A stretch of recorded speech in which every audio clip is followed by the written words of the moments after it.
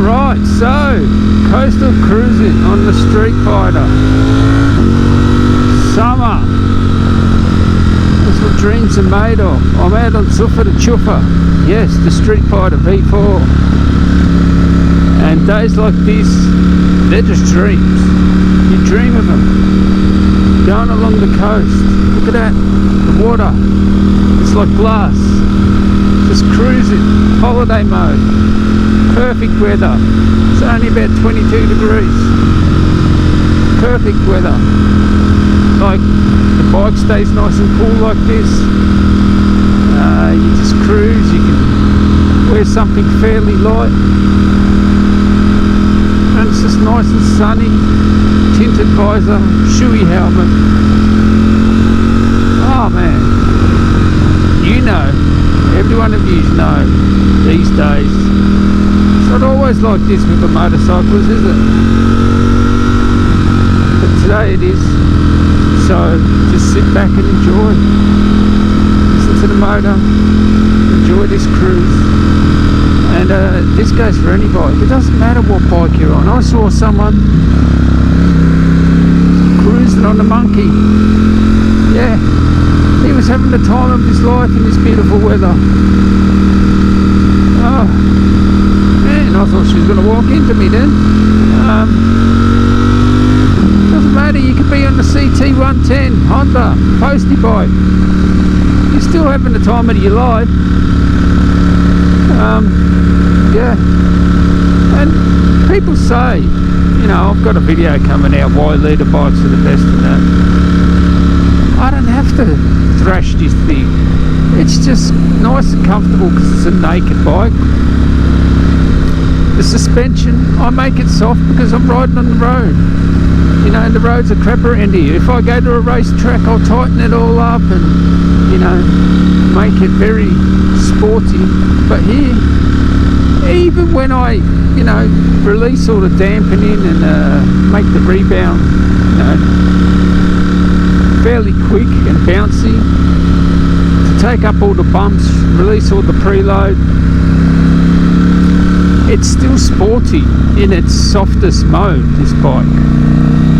So yeah, you get more dive, like more dive forward, more, you know, squat when you accelerate, you know, to and fro. But for cruising like this, that doesn't even matter.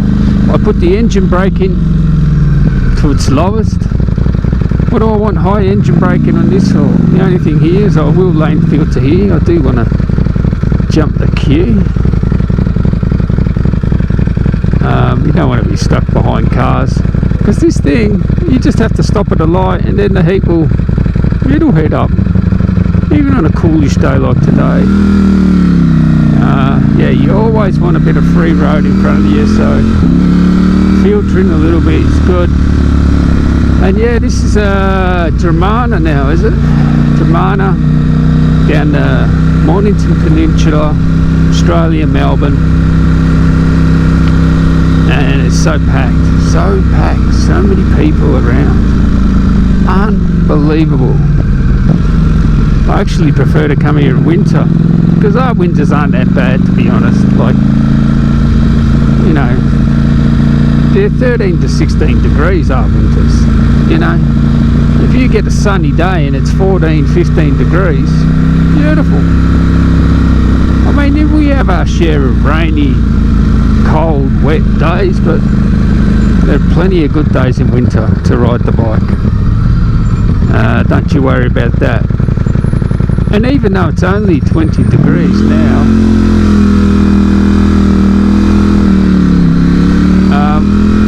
yeah, I can feel it when I sort of slow down a little bit. I can feel the heat. I've got to take out my winter lining. I've still actually got it in because there were some cold days. But yeah, it doesn't get any better than this, does it? Riding, it's the ultimate.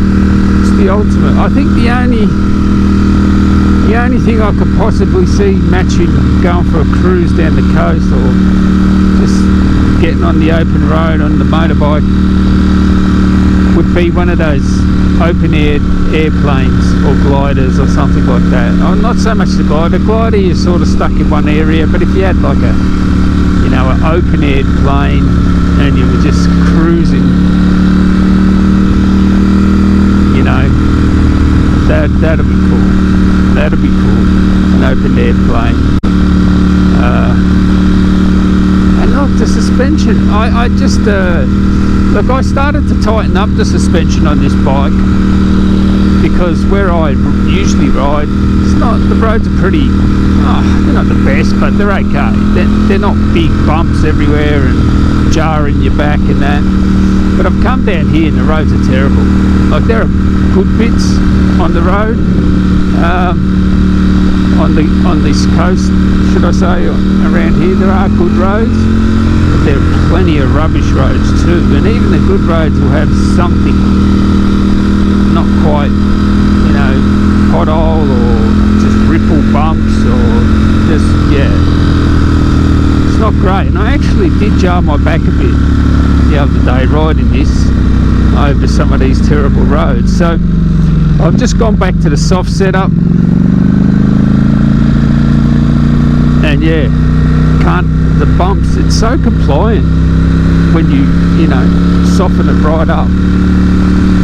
Now of course, even when you want to push it, the only downside to having this soft suspension is it'll dive a bit more, you know, under braking, and it will squat a bit more under acceleration.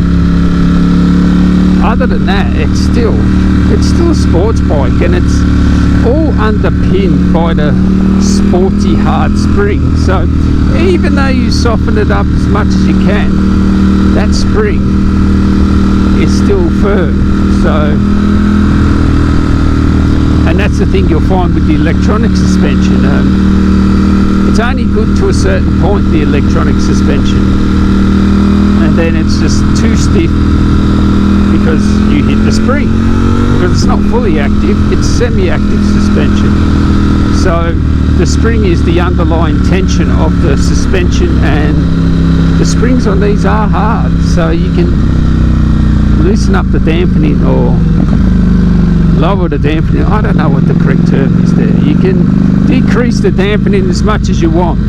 Still, the spring is the determining factor on, you know, how harsh it will be under bigger bumps.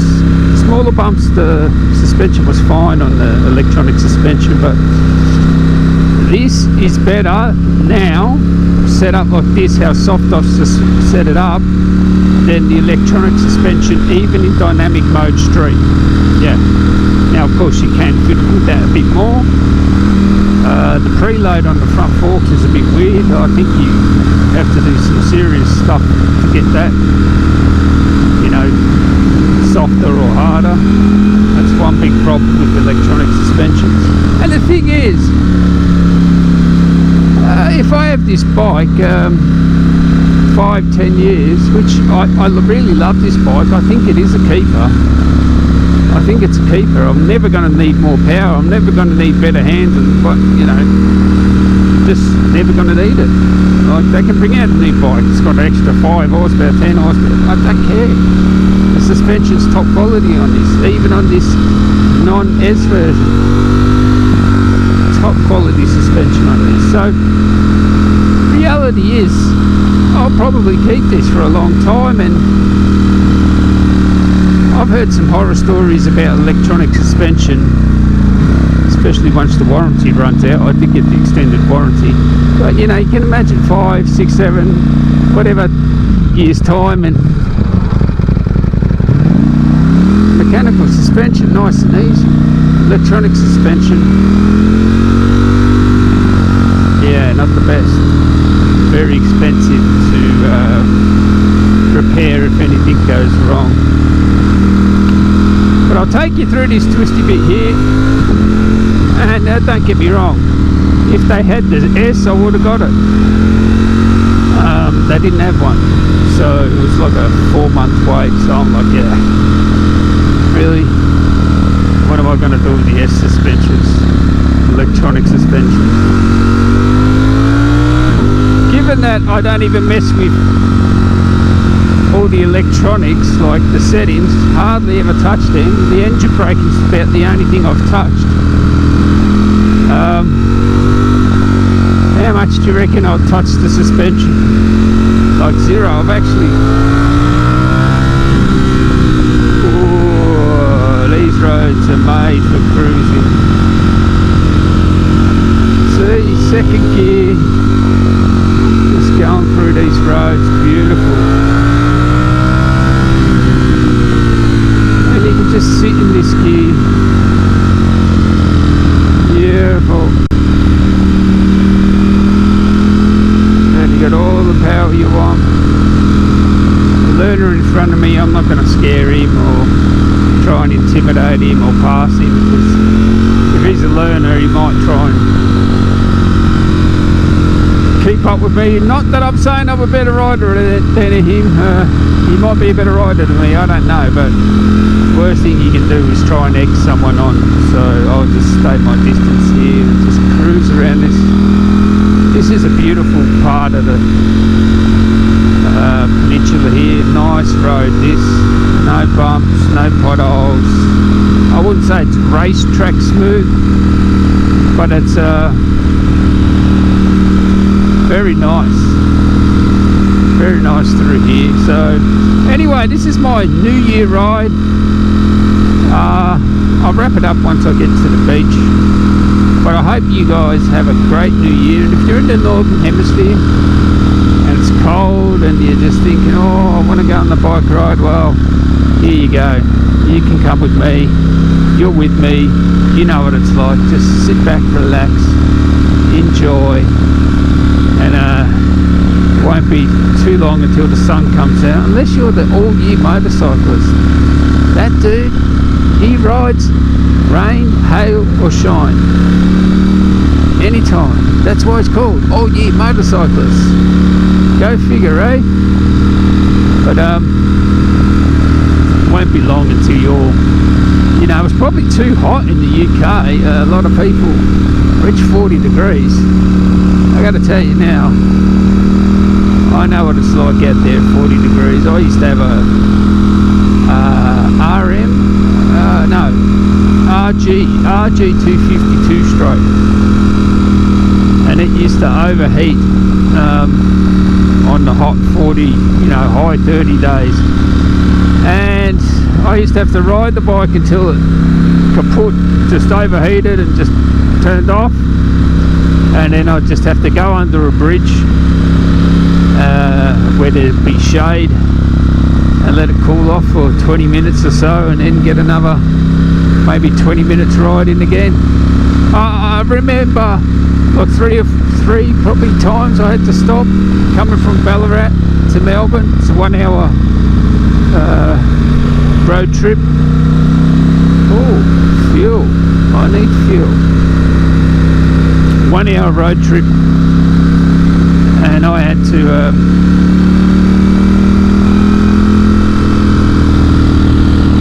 like 3 stops, and yeah, so where is the nearest petrol station? I have no idea. That's one thing about this bike, oh my word, does it guzzle. She guzzles. Let's go get some petrol and enjoy, and let me know in the comments what bike you ride. I want to know, you guys. I want to know. CT110 postie for the win, right?